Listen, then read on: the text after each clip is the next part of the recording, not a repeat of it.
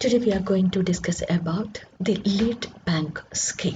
The lead bank scheme can be traced to the study group headed by Professor D.R. Gadgil or Gadgil Study Group. The Gadgil Study Group on Organizational Framework for Implementation of the Social Objective submitted its report in October 1969. The commercial bank didn't have an adequate presence in rural areas and also lacked the required rural orientation, and the committee recommended the adoption of an area approach in its report to evolve plans and programs for the development of an adequate banking and credit structure in the rural area. Aim of this area approach is to evolve plans and programs for the development of an adequate banking and credit structure in the rural area. And after that, a committee of bankers on branch expansion program for public sector bank was appointed by the Reserve Bank of India under the chairmanship of Sri K.F.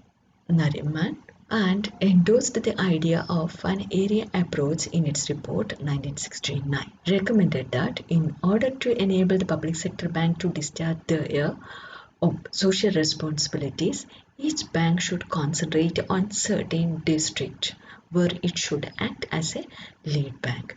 That is, following the Gadgil Committee report, the Nariman Committee recommended that in order to enable the public sector bank to discharge their social responsibilities, each bank should concentrate on certain district where it should act as a lead bank. And in accordance with the above recommendation, the lead bank scheme was introduced by Reserve Bank of India in December 1969. That is, the approach was introduced by the Gadgil and the implementation recommendation was given by the Nariman Committee in its report, and accordingly, this lead bank scheme was introduced by Reserve Bank of India in December 1969, and the basic objective of this scheme was to provide an area approach in discharging the functions to the public sector banks. The scope of the scheme is that it aims at coordinating the activities of banks and other development agencies through various fora in order to achieve the objectives of enacting the flow of bank finance to the private sector and other sectors. The aim of the scheme is like coordinating the activities of banks and other development agencies. And the major aim or the objective was to achieve the objective of financing the flow of bank finance to the priority sector and other sectors. That is to promote banks' role in the overall development of rural sector. The basic aim of this scheme was to the overall development of rural sector. For coordinating the activities in the district, a particular bank is assigned lead bank responsibility of the district.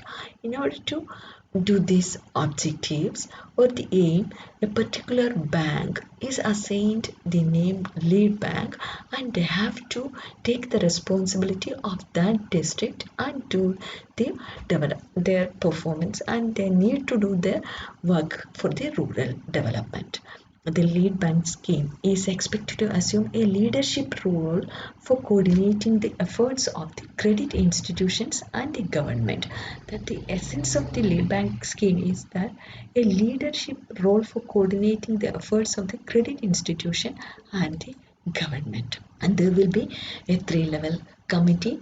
At the block level, bankers committee. At the block level, at the district level, there will be district consultative committee DCC, and at the state level, there will be state level bankers committee SLBC. The block level bankers committee has to do the following, and their responsibilities are given in this section.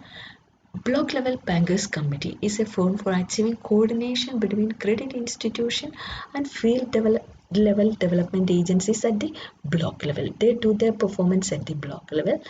They prepare and reviews the implementation of block credit plan, and their major duty is the preparation and review of the implementation of block credit plan, and they also resolve the operational problems in the implementation of credit programs of the banks. They also need to resolve the operational problems in the implementation of credit programs of the bank. The lead district manager of the district is the chairman of the block level bankers committee, and the chairman of the block level bankers committee will be the lead district manager, and the members are all the bank operating in the block, including small finance bank, wholly owned subsidiaries of foreign bank, regional rural bank, district central cooperative bank, block development officer, technical officers in the blocks, such as extension officers for agriculture, industries, cooperatives are the members of the block level committee. And block level committees meetings are held at a quarterly interval. To strengthen the block level bankers committee forum, which operates at the base level of lead bank scheme, it is necessary that all branch managers attend the block level bankers meeting and enrich the discussion with their valuable inputs. Controlling heads of the banks may also attend a few of the block level bankers meeting selectively. Participations by the district development manager of NABARD in the BLBC would ensure better and more meaningful discussion. Therefore, NABARD has been advised that district development manager should attend all block level bankers committee meeting in their district and actively participate in the credit planning exercise. The lead district officer of their RBI selectively attend the block level bankers meeting. The representatives of the Panchayati Samitis are also invited to attend the meetings.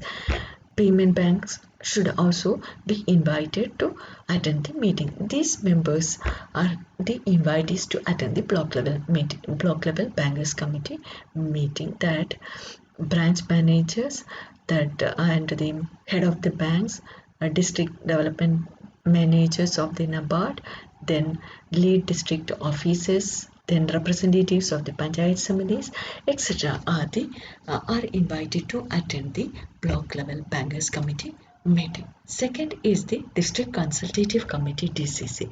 The district consultative committee were constituted in the early 70s, a common forum at the district level for bankers as well as government agencies or department to facilitate coordination in implementing various developmental activities. District collector is the chairman of DCC. The Reserve Bank of India, NABARD, all commercial banks including small finance banks, wholly owned subsidiaries of foreign bank, RRB, payment banks, cooperative banks including district central cooperative banks, various state government departments and allied agencies are the members of district consultative committee. The lead district officers, the lead district managers convenes the DCC meeting. The director of Micro, Small and Medium Enterprises Development Institute in the district is an invitee in the district where MSME clusters are located to discuss the issues concerning the MSME. These members are the invitees or the members of the district consultative committee, and the collector is the chairman of district consultative committee. And the role of lead managers are explained here. As the effectiveness of lead bank scheme depends on the dynamism of district collectors and the lead managers, the supportive role of regional or zonal officers, the office of lead manager should be sufficiently strengthened with appropriate infrastructural supports being in the focal point for the successful implementation of lead bank scheme. That is, the role of lead district manager is very essential for the successful implementation of lead bank scheme. They must be provided with separate offices, technical infrastructures, etc. And they also the functions envisaged for the lead district managers includes monitoring and implementing district credit plan, associated with the setting up of financial literacy centers, associated with organizing the financial literacy camps by the FLC.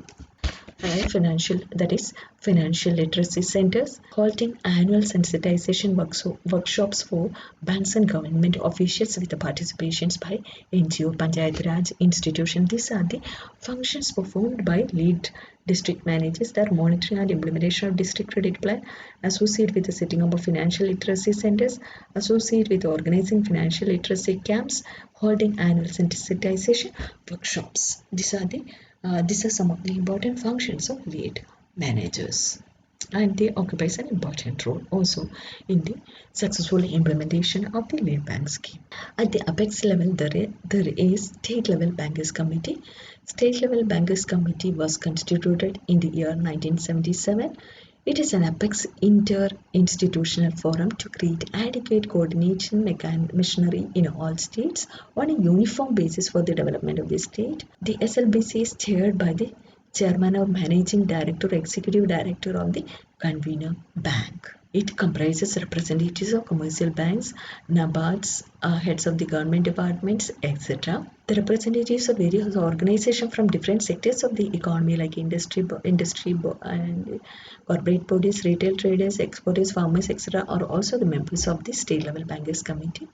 They also helps meeting on a quarterly basis, and the responsibility for convening the state level bankers committee meeting would be on the SLBC convener bank of the state. Recognizing that SLBC is primarily as a committee of the bankers at the state level play an important role in the development of the state. That is, state level bankers committee has an important role to play in the um, preparation of the credit plan structure, and thereby the success depends upon the functioning or the performance of the state level bankers committee. The implementation of lead bank schemes are done through these phases, that is preparation of credit plan, potentially linked credit plan, monitoring and performance of the credit plan, revised mechanism of data flow state level bankers meeting, and service area approach. These are the mechanism for implementing the lead bank scheme. The first one is preparation of credit plan.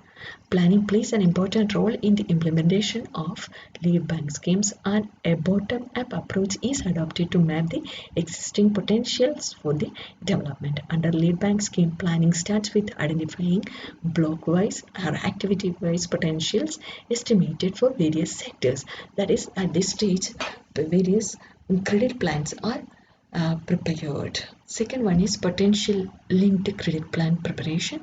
Potential linked credit plan PLPs are set up towards decentralized credit planning with basic objective of mapping the existing potential for development through the bank credit, and they are set up with the basic objective mapping the existing potentials for development through bank credit.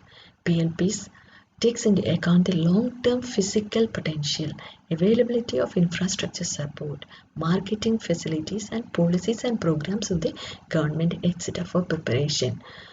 NABARD to take measures to ensure that PLP should be more focused and implementable so that banks can utilize them more gainfully while preparing the branch credit plans.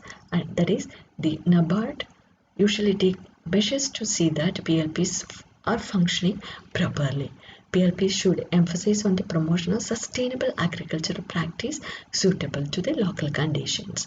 That is, while preparing the potentially linked credit plans, the focus must be on identifying the process and project that reduce the carbon footprint, prevent the overuse of fertilizers, ensure efficient utilization of water, address agricultural pollution issues.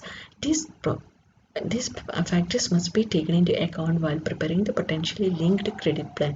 That here, the potentials of the various districts are explored and the credit plans are prepared uh, in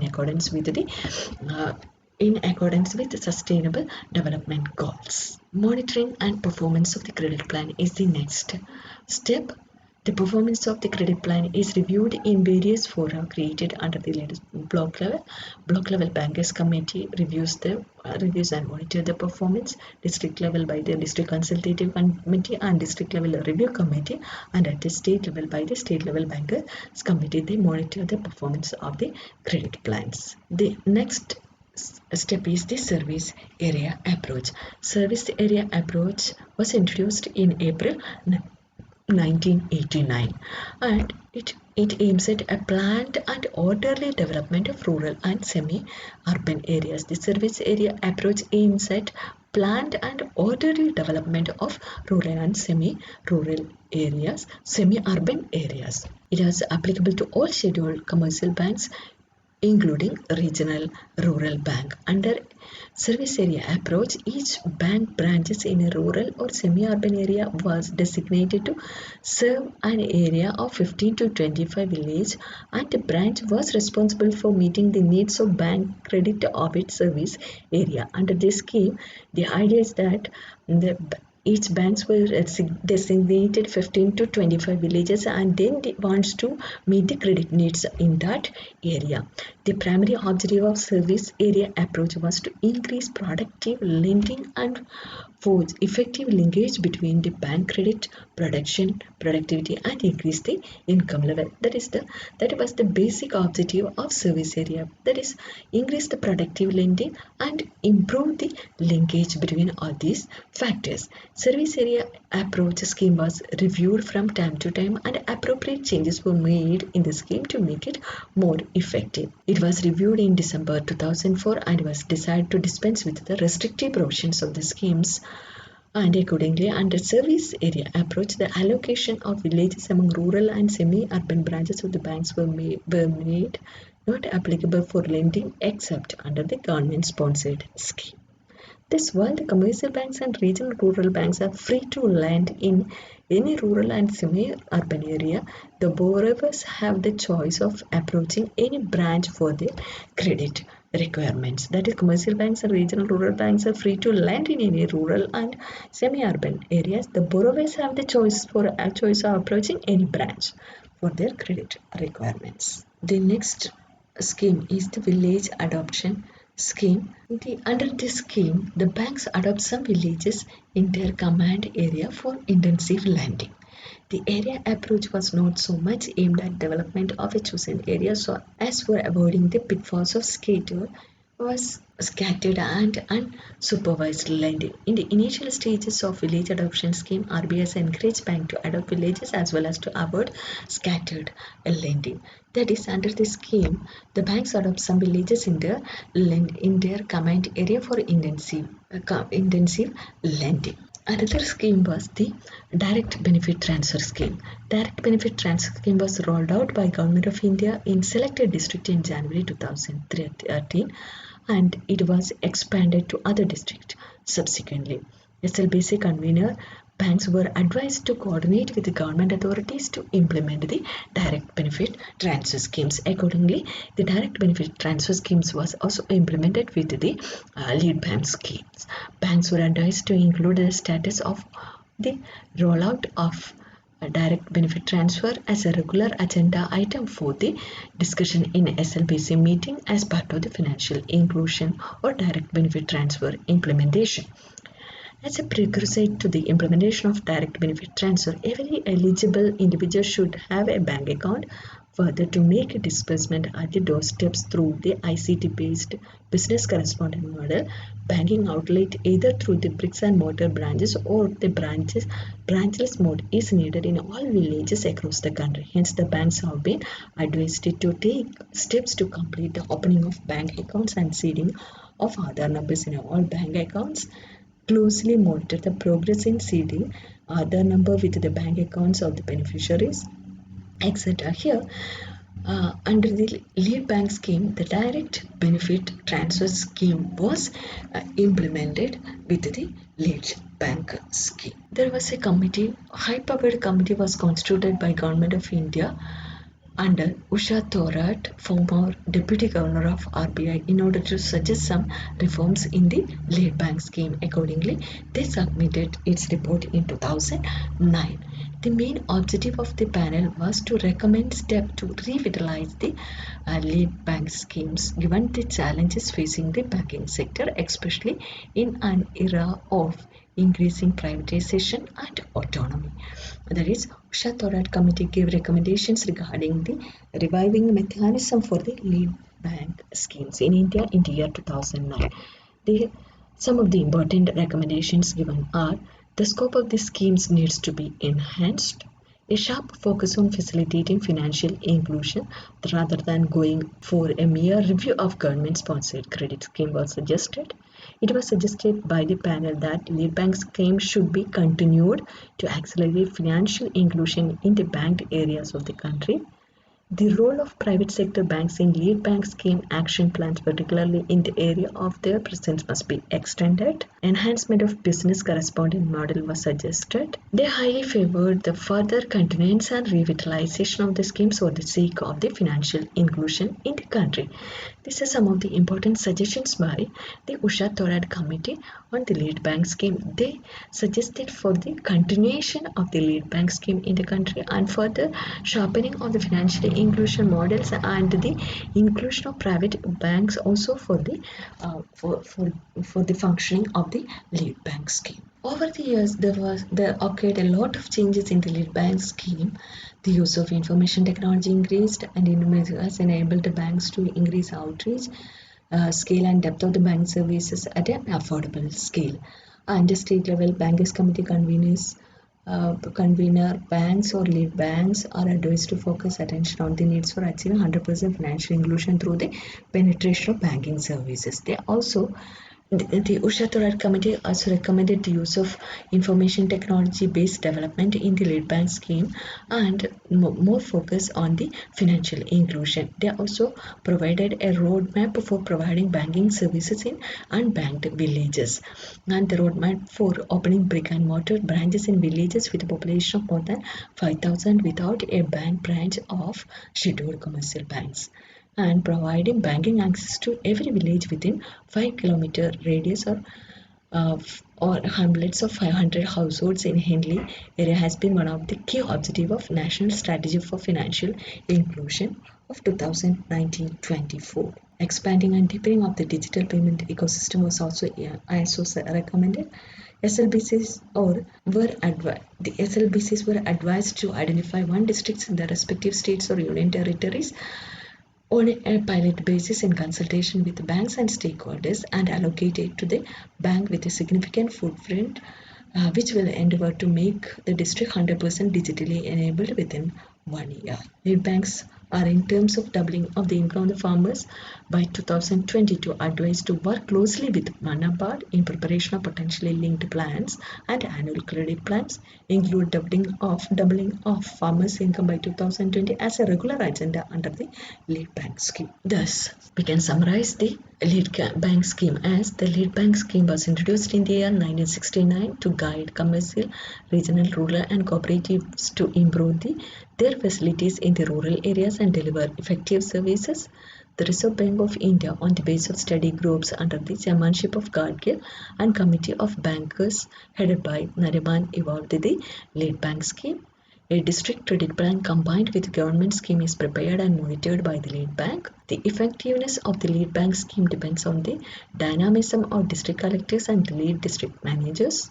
The aim of this scheme is providing adequate banking and credit in rural areas through service area approach. The objective was to identify unbanked and underbanked centers in district and to evaluate their physiographic, agroclimatic and socio-economic conditions through economic survey, to help in removing regional imbalances, to extend banking facilities in unbanked areas, to estimate credit gap in various sectors of the economy, to identify economically viable and technically feasible schemes, to develop cooperation amongst financial and non-financial institutions, to serve as a clearinghouse for discussions of the problems arising out of financing priority sectors. These are some of the important objectives of the lead bank scheme.